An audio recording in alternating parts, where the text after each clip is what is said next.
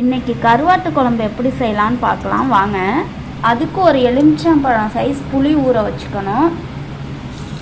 வெங்காயம் சின்ன வெங்காயம் தான் கட் பண்ணி வச்சுக்கணும். பூண்டு 10. வெங்காயத்தை உரலில் போட்டு இடிச்சுக்கலாம்.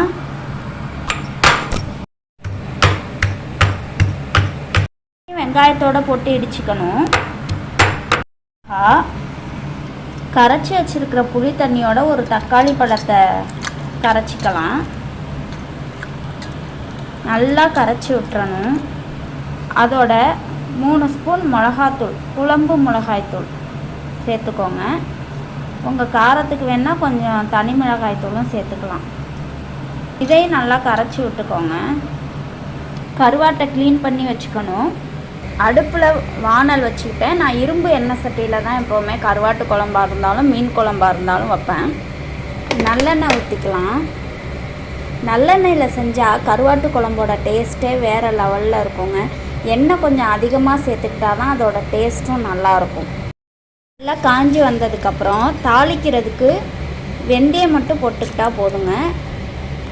வெந்தயம் நல்லா பொரிஞ்சு வந்ததுக்கப்புறம் நம்ம இடித்து வச்சுருக்கிற கருவேப்பிலை, வெங்காயம் எல்லாம் சேர்த்துக்கலாம். ஒன்றா நல்லா வதக்கி விட்டுக்கணுங்க, எண்ணெய் பிரிஞ்சு வர அளவுக்கு. மஞ்சத்தூள் கொஞ்சம் போட்டுக்கலாம். இப்போ நல்லா எண்ணெய் பிரிஞ்சு வந்துருச்சுங்க. பார்த்தாலே தெரியும். அப்படியே கீழே ஒட்டணும்.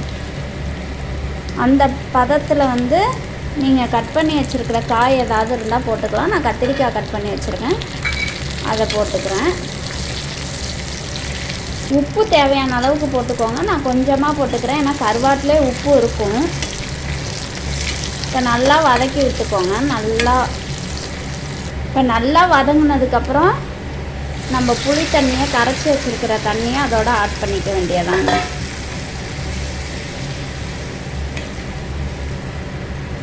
ஆட் பண்ணிவிட்டு ஒரு மூடி போட்டு மூடிட வேண்டியதுதான். குழம்பு கொதித்து வரணும். இந்த பதத்துக்கு வந்துருச்சு பாருங்கள் குழம்பு. சுட தண்ணியில் போட்டு வாஷ் பண்ணி எடுத்துக்கலாம். வாஷ் பண்ண கருவாட்டை இப்போ இந்த பதத்தில் நம்ம சேர்த்துக்கலாங்க.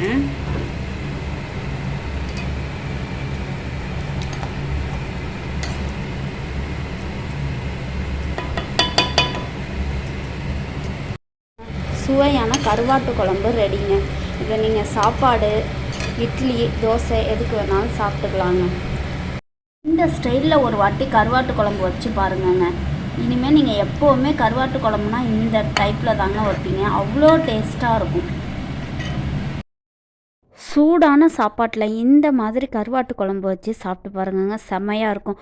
அதுலேயும் இதேமாரி கருவாடு கொஞ்சம் தனியாக எடுத்து அதில் சாப்பாட்டை வச்சு சாப்பிட்டா இன்னும் அருமையாக இருக்குங்க.